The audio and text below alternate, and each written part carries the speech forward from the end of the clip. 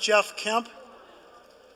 And yes, I am related to the guy with the raspy voice that some of you remember so well. One of the great reasons we're here. I want to welcome you to the historic Andrew Mellon Auditorium and the 4th annual Kemp Leadership Award Dinner. We are here to do something great, to make our lives count for more than ourselves, for a cause much larger than ourselves or our time in history alone. The Jack Kemp Foundation was established in 2009, and it immediately embarked on the promise that my brother Jimmy made to my dad to look after his papers. Those papers are now housed at the Library of Congress, and they're a rich legacy, capturing much of his thinking and his life's work. But over the course of the past 4 years, as Jimmy has been leading the foundation and seeing these papers restored and holding these events and traveling the nation, we've learned and discovered that Dad left one more significant legacy, and that is a legacy of goodwill.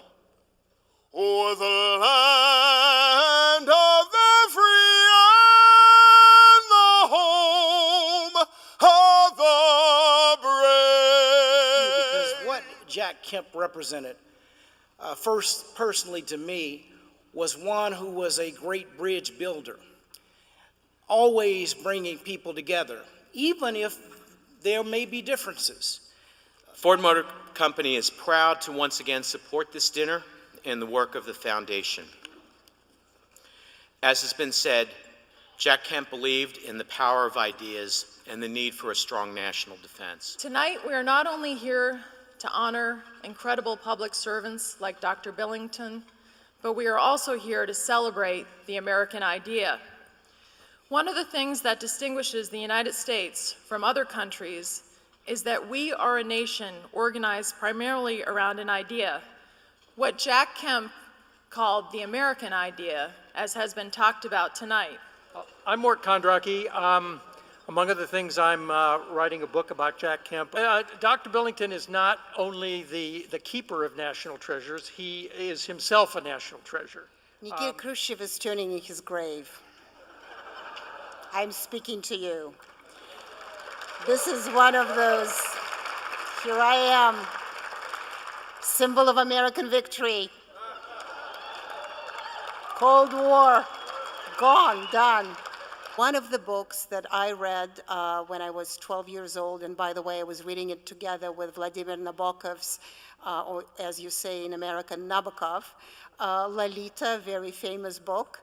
I was reading them together. Both of them, I think, were printed or typed on a typewriter. Both of them were in a green cardboard cover, and I was reading them side by side. One was, as I mentioned, Lolita. Another one was James Billington's book, The Icon in the Axe, Ikona и Топор. That was the book that changed my mind about Russia, but also changed my view about the world. Because when I read that, I thought, being a Russian is great, but I actually really would like to be a foreigner. I would like to, if you really want to know what Vladimir Putin is up to, what Russia wants, and how it wants it, I would like to send you back to The Icon and the Axe, the book written in 1966.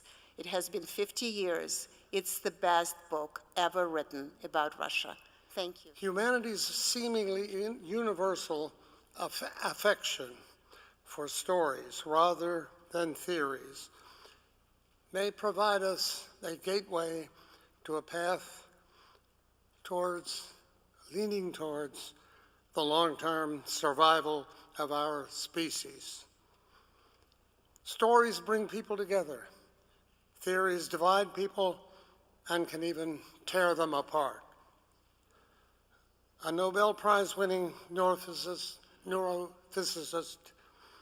told us at the Library of Congress not long ago that the human brain is hardwired, as he put it, hardwired for narrative.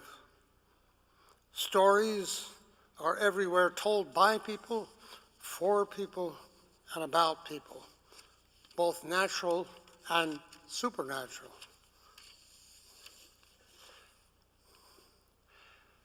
Affection for our own American story need not and does not impede us from enjoying and learning from the stories of others.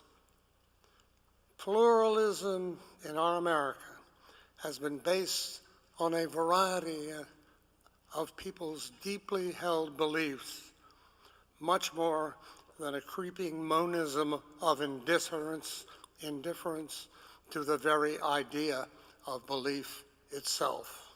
So I have an incurable optimism about the future of America, despite our present discontents.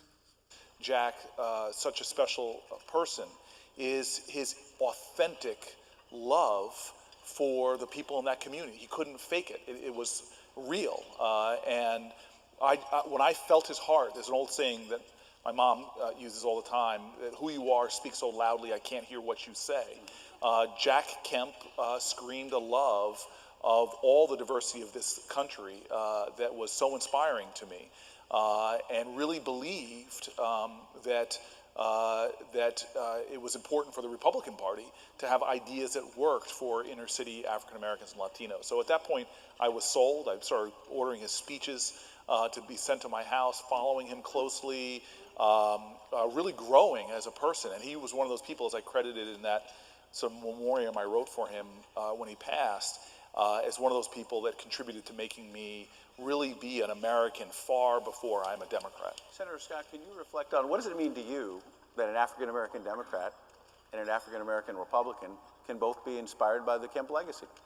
I think it's really, from my perspective, it's common sense. When I talk to Corey about the issues that are important to him, when I think about the issues that are important to me, and then when we both reflect on the issues that were important to Jack, they're all the same issue. And it's the issue of the human condition. The beauty of Jack Kemp is he was not first a politician. He was not first looking for issues. He was first studying the human condition. I think if we... Honestly, I think if we start the year on a good footing, if we start the year on the right tone, then I think there are a lot of good things that can get done, and I think on top of that would be tax reform.